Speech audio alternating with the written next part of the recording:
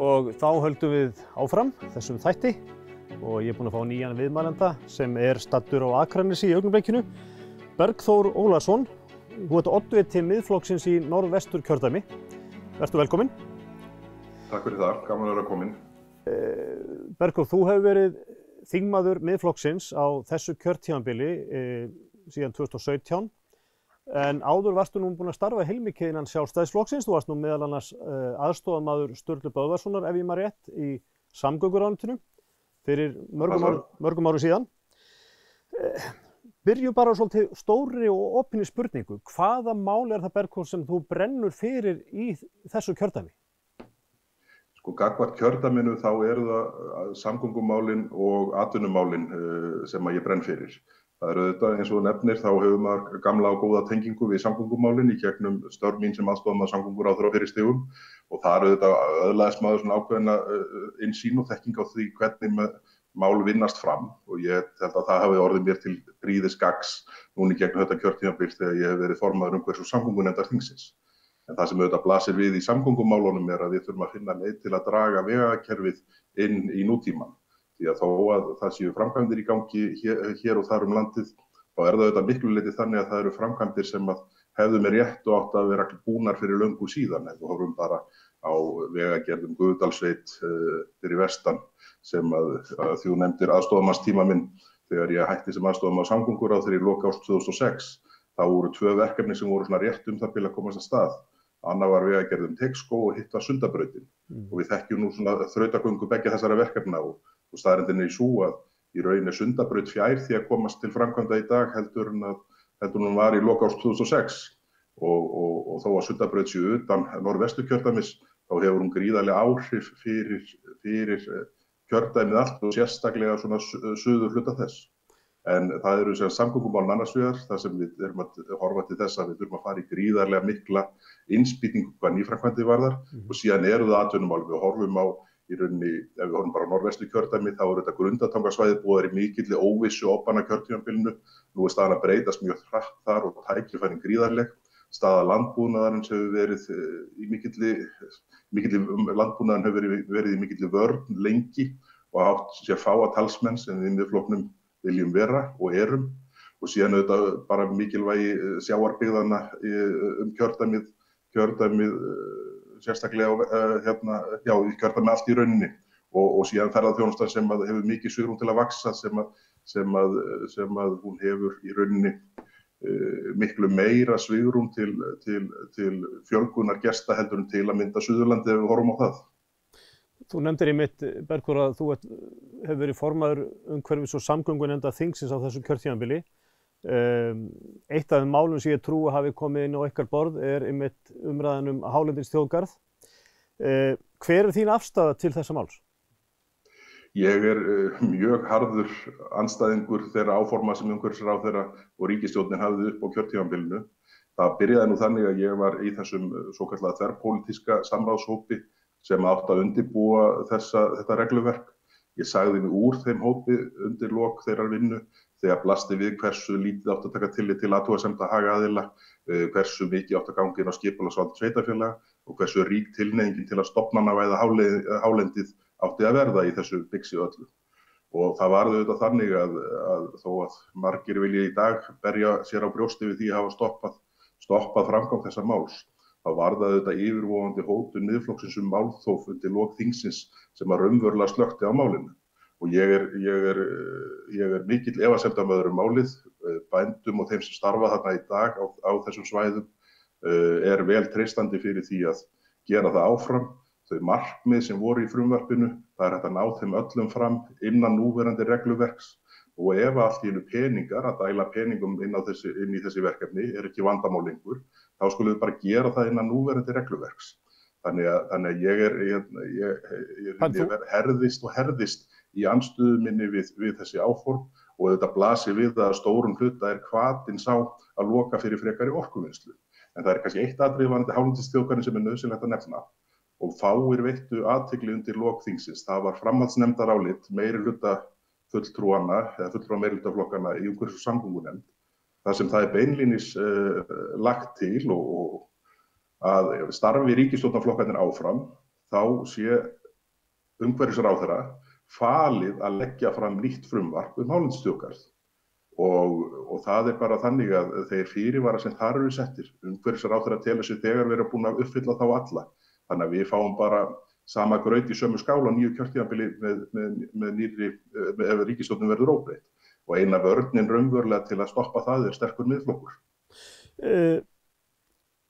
Þessu tengt, sem tengist þá líka umhverfis- og samgöngunefnd þingsins, þið hefur verið að ræða svolítið vindorkuver í nefndinni, bara ekki alls fyrir löngu. Það hefur verið mjög eldfimt mál einmitt í Borgarfirði mögulegt vindorkuver. Hver þín afstaða til þessa virkjunarkosts? Sko, umræðan varð ekki mikil inn í nefndinni vegna þess hversu seint vindorkufrumvarpið kom fram frá umhverfisráðherra og það var í rauninni, þarna var nefndarstarfið orðið stíplað af vinnu í tengslum við miðhálendisþjóðgarð og önnur mál, þannig að vindorkumáli var ekki rætt inn í nefndinni, svona til að halda því til haga. En ég vil að við förum mjög varlega í þessum efnum. Ég tel að við höfum gríðarlega mikið af góðum vatnsorkukostum en ónýttum og jarðhitakostum, þannig að, svo ég tala nú fyrir mig, sko, mér finnst vindorkurnar vera býsna mikið líti á umhverfinu, þannig að þar sem slíkir garðar verða sett upp, verður það verið í góðri sátt við nærumhverfið, því að það ekki bara jörðin sem að vindmyllurnar standa á sem á áhrifasvæði vindmyllugarðs. Það eru aðliggjandi jarðir og fuglalíf og annað, þannig að ég held að við verðum að fara mjög varlega í þessum efnum og við mögum ekki gleyma því að við eigum gríðarlega marga aðra kosti sem liggja fyrir bæði í vatni og jarðhita. Danirnir setja vindorkuverin sín út í sjó á sumum stöðum. Af hverju getum við ekki gert það? Það er í rauninni hlutur sem að svona leyfir sem að hugsa upp á þér í viðtali. Mér hugnast skár heldur en að setja viðkvæm og sérstaklega svona falleg umferðar mikil svæði undir vindmyllugarða. Sjáum til dæmis að þú nefndir Norðurárdalinn áðan. Ég eiginlega get ekki hugsað þá hugsun til enda að sjá fyrir mér fjallarhringinn, Baulu, Grábrók og 200 metra vindmylluspað í 200 metra hæð upp á kampinum þar akandi Norðurárdalinn. Þannig að við verðum að fara varlega í þessum efnum. Og ég vil halda því til haga í þessu samhengi að ég mikill orkuöflunar maður, stuðningsmaður þess og tel að okkar helsta framlegð til loftslagsmála eigi að vera það að framleiða meiri græna orku en ekki minni. Bergur, förum vestur á firði. Þú lagðir ekki lands fyrir löngu fram þingsályktunartillögu hringtengingu Vestfjarða í sambandi við raforkumál. Er það nauðsynlegt? Ég meina, hvaða brýn nauðsyn á að ráðast í þetta? Ég tel það algjörlega nauðsynlegt og hringtengingin skapar öryggi fyrir heimili og fyrirtæki á svæðinu öllu sem ekki til staðar í dag. Vestfirðirnir hafa búið við mjög brogað umhverfi hvað afhendingaröryggi raforku varðar og þetta setur takmarkar uppbyggingu nýrra fyrirtækja á vestur og fjörðum. Og ég held að við verðum bara að líta á þessa hringtengingu Vestfjarða með sama hætti og þegar við lögðum rafmagn á innsta bæ í Dal hér forðum og lögðum hitaveitu.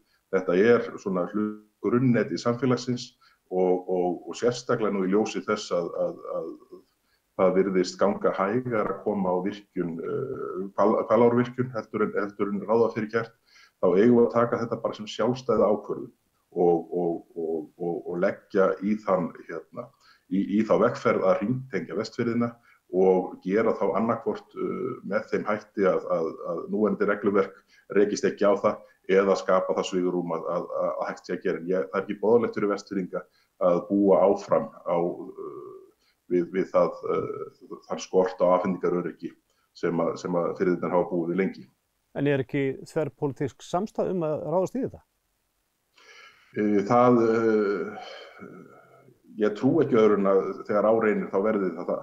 Ég sé ekki fyrir mér að nokkur stjórnmálamaður ætla að standa upp og segja nei, nú verður að fara eftir stífasta regluverki sem til og framkvæmd sem þessi fellur ekki innan þess. Við eigum bara að taka pólitíska ákvörðun að gera þetta og keyra þetta í gang. þið miðflokksmenn hafið talað að þurfa að endurreisa heilbrigðiskerfið, þið orðið það þannig. Það þýðir í þeim orðum að þið teljið að það sé hrunið? Við teljum að það hefur nú bara því miður í gegnum COVID og fyrst að segja þetta að heilbrigðisstarfsmenn hafa unnið algjörlega frábært starf í gegnum þá árun sem COVID faraldurinn hefur verið í þeirra starfsumhverfi. En það breytir því ekki að það blasir við til dæmis bara hversu takmarkaða getu Landspítalinn virðist hafa til að taka á móti þeim fjölda sjúklinga sem áhyggjur voru af að yrðu núna í þessari bylgju sem nú runnin sitt skeið. Maður hefur áhyggjur af því að Landspítalinn miðað við þær fréttir myndi ekki ráða við alvarlegt rútuslys ef slíkt myndi gerast. Það eitt í þessu, það bara svona, það sem við teljum vera ákveðin skipulags- og stjórnunarvandi innan Landspítalans. Hluti af því þetta þessi furðu ákvörðun að byggja nýja spítalan á umferðareyju við Hringtorg í staðinn fyrir að byggja á nýju og opnu landi, bæði fjárhagslega, skipulagslega og hvað tíma framkvæmda varðar. En síðan sjáum við með hvaða hætti heilsugæslan hefur veikst út á landi. Við sjáum þessa tilhneigingu til að soga alla starfsemi inn á Hringbraut. Öll heilbrigðisþjónusta skal veitt af ríkinu og ríki skal vera við Hringbraut. Þetta svona línan sem kemur frá heilbrigðisráðherra og henni erum við algjörlega ósammála. Það hefur verið lífsins ómögulegt fyrir sjálfstætt starfandi lækna og sérfræðinga að ná samningum við sjúkratryggingar og svona á mörgum öðrum sviðum hefur verið á mjög skrýtnum stað hvað heilbrigðiskerfið varðar og svona mikil svona kreddu festa heilbrigðisráðherra á þessu kjörtímabili og Steininn tekur nú þetta úr þegar verið að senda fólk í liðskipta aðgerðir til Svíþjóðar við þrefaldan kostnað miðað við það sem kostaði að gera það hér heima og aðgerðirnar framkvæmdar af íslenskum læknum í sumum tilvikum þarna úti. Þetta þetta einhver della sem við verðum að komast út úr. Þú vilt styðja þá frekar við einkarekstur í heilbrigðiskerfinu? Já, við þekkjum bara þetta blandaða kerfi. Það bara það sem við höfum alist upp við og erum vön Íslendingar að það vinni vel saman opinbera kerfið og einkarekstrar hluti þess. Og við höfum bara, við höfum að horfa á það hvernig gerum við þetta best, hvernig nýtum við fjármunina best og þar fram til götunum. Við höfum ekki verið föst í einhverju kreddu að allt skuli gert sem mögulegt inn á Hringbraut, heldur eigum við að velja þær leiðir sem eru besta til að nýta skattpenningana okkar betur heldur en við erum að gera í dag. Og ég ekki sannfærður það að lausnin á þessu vandamáli felist eingöngu í því að bæta fleiri 20 milljarða inn. Við þurfum að stokka upp kerfið að hluta til að minnsta kosti. Bergþór, lokaspurning sambandi við fylgi Miðflokksins. Þið voruð á gríðarlegu flugi í síðustu kosningum 2017 en þið hafi ekki náð allan að samkvæmt könnunum ekki sama flugi fyrir þessar kosningar og þá. Heldur þið að mál eins og til dæmis klaustursmálið sé að valda ykkur óþægindum í þessari kosningabaráttu? Það ég hef ekki verið var við að það sé mikið rætt og ég held að sé miklu frekar. Við sjáum til dæmis í febrúar 2020, mánuðin áður en COVID brestur á, þá erum við með 14,2% ef ég man rétt í Gallup og það hefur verið stígandi stöðugt mánuðina þar á undan. Það var mesta fylgi sem við höfum haft í Gallup. Það löngu eftir klausturmálið, en svo brestur COVID ástandið á og þá hættir samfélagið dálítið að tala stjórnmál. Núna í 1,5 ár, það bara nýbyrjað að tala stjórnmál aftur. Og það auðvitað staða sem að stjórnarandstöðuflokkur fer ekki vel út og sérstaklega flokkur eins og okkar sem má segja aggressífur, veður í þau vandamál sem hann telur þurfa að leysa og kemur fram með stórar og mikla lausnir, þá held ég að það sé miklu frekar það. En ég minni líka á það að síðasta könnun fyrir alþingiskosningarnar fyrir 4 mánuðum síðan, hún var okkur ekki nándar nærri eins hliðholl og niðurstaða kosninganna var. Þannig ég til að við eigum mikið af svokölluðu feimnu fylgi. En við nefnilega bjóðum upp á það. Það geta allir lofað öllum alla hluti. En við höfum formann sem að lofaði stórum hlutum 2013, leiðréttingunni, uppgjöru við kröfuhafa og það sem við höfum sýnt að við gerum það sem við segjumst alltaf að gera. Og því geta kjósendur treyst og ég tel nokkuð víst að það muni skila sér í kjörkassan eftir rúma viku. Bergþór Ólason, kærar þakkir fyrir að vera með okkur hér í dag frá Akranesi og við höldum áfram rétt á eftir með þennan þátt.